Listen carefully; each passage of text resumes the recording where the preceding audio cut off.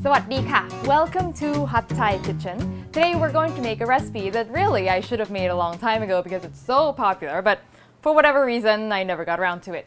We are making yellow curry. Now yellow curry in Thai is called gang curry. Now gang means curry, but curry does not mean yellow, okay? This might get a little confusing. There is something called gang leung, which is literally yellow curry, but that's another curry that you probably haven't had, so it could get a little confusing. Curry, on the other hand, means curry. So you're like, yes, it's curry. But curry in Thai comes from the word curry in a sense of an Indian curry, because that's where the influence of this curry comes from. So you're going to see in our curry paste, there's going to be a lot of Indian spices that don't show up often in other Thai dishes. So we're going to do this in two parts. First, we're going to make the curry paste, and then we're going to go and make the curry. So first, the ingredients for the curry paste. Dry spices, coriander seeds, cumin seeds, white peppercorns, curry powder, salt, and dry chilies. Next, the rhizomes, galangal, ginger, and turmeric. And finally, some shallots, garlic, lemongrass, shrimp paste. So the chilies, I'm using dry large chilies today, which is what we typically use for curry paste. They're less spicy. So what I'm going to do is going to be a little different from what if you've seen my red curry paste or Penang curry paste episodes, this is going to be a different technique because I've discovered that it's faster this way. So I'm going to cut them into chunks first.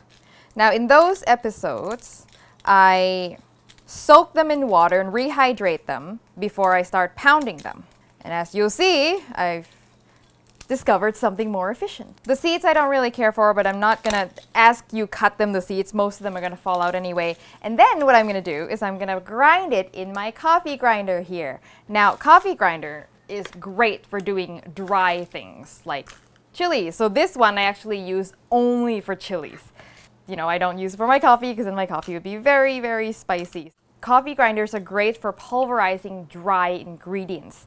Now, if I try to do the whole curry paste in here, it won't grind it as finely as a mortar and pestle because they don't handle wet stuff very well. So that's why, but chilies are the hardest thing to grind in a mortar and pestle because the skin is so stubborn. So if I get them done here first, it'll speed things up so much more. So here we go.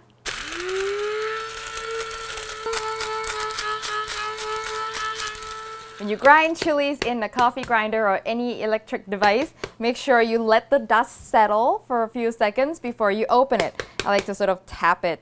Yeah, I remember being traumatized by this. We made chili flakes once as a kid, and whoever was making it opened the thing without letting it settle, and I happened to be in the vicinity, and it was not pleasant, let me tell you. Okay, so this is pretty good. I still have a couple of big chunks, but it's not a big deal. Most of it is gone, and this is going to speed up your curry paste making by a lot. So, moving on. We're going to now get our mortar and pestle involved. So, first thing, whenever you are making curry paste, always start with grinding your dry spices and do them separately. So in goes my toasted coriander seeds. Notice I said toasted. And cumin seeds, our white peppercorns. Yep, that's all we need to grind anyway. Gotta start kind of gently so they don't jump at you. But once like that one did. Gosh, the smell. Cumin and coriander. Okay, and we're just gonna remove it because right now if I start grinding all the lemongrass and whatnot, it's gonna just act like a cushion a little bit. So I like to take it out first. And now to this, I'm also going to just mix in our other dry things, which is curry powder. Now curry powder, this is the same mix that I used in my pineapple fried rice. And I bought the curry powder, I smelled it, and I thought, do I really like the smell of this? And I thought, no. So I doctored it and I added a bunch of other spices. So point being, there is no one type of curry powder that you must use. If you like the smell of the one that you have, go ahead, use it. If not, you can find other mixes. You can go to Indian stores and see what they have. Usually they have a lot of selection, but whatever you like, it's gonna be good in the curry, because even if you buy a Thai brand, you don't like the smell, you're not gonna like it in the curry. So that's what I did. So I've got that. That's our dry spices. We're gonna set that aside, and then we're gonna go back and start pounding our sturdy herbs. Now by sturdy herbs, I'm talking about the lemongrass, galangal, and ginger. Now that I've chopped them up, because if you chop them up, then it takes you less time in the mortar.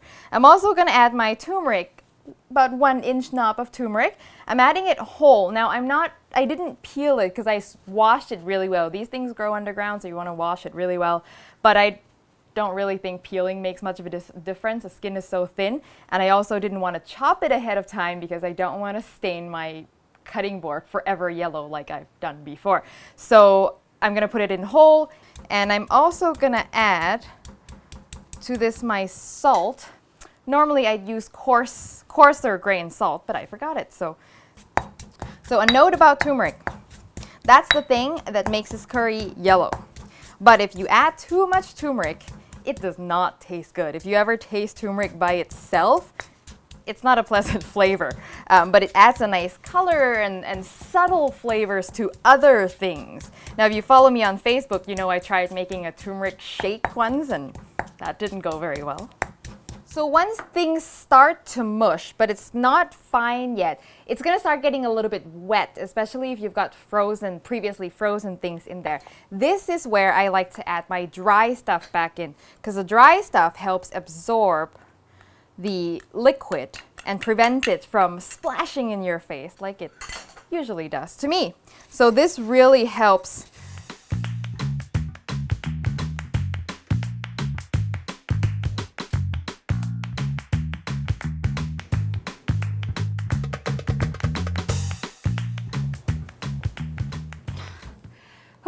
Okay, we're almost done.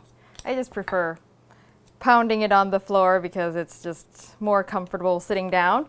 So what you look for as far as consistency is basically get it as fine as you can. You know, this is pretty good. Most of the little bits are just bits of garlic and shallots. Not a big deal, because when you make it into a curry, those things will disintegrate anyway.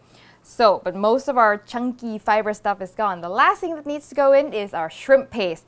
Standard ingredient for most Thai curries. If you're trying to make this vegetarian, it is okay to leave it out. Your curry will still be delicious. Just be aware that you might need more salt, more fish sauce. Well, if you're making more soy sauce or salt in the final curry than what I'm using. Okay, and then you're just gonna mix it all up.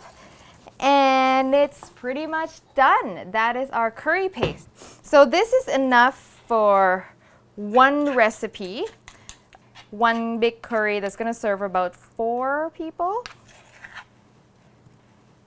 And that is it. That is our yellow curry paste. Now, next we're going to turn this actually into a delicious yellow chicken curry with potatoes and onions. So stay tuned for next episode. And now, in the meantime, if you're interested in this recipe with all the ingredients and everything, visit my website, hotthaikitchen.com. It will be under the tutorials page, on which you will also find recipes for red curry paste and Penang curry paste, so you can explore to your heart's content.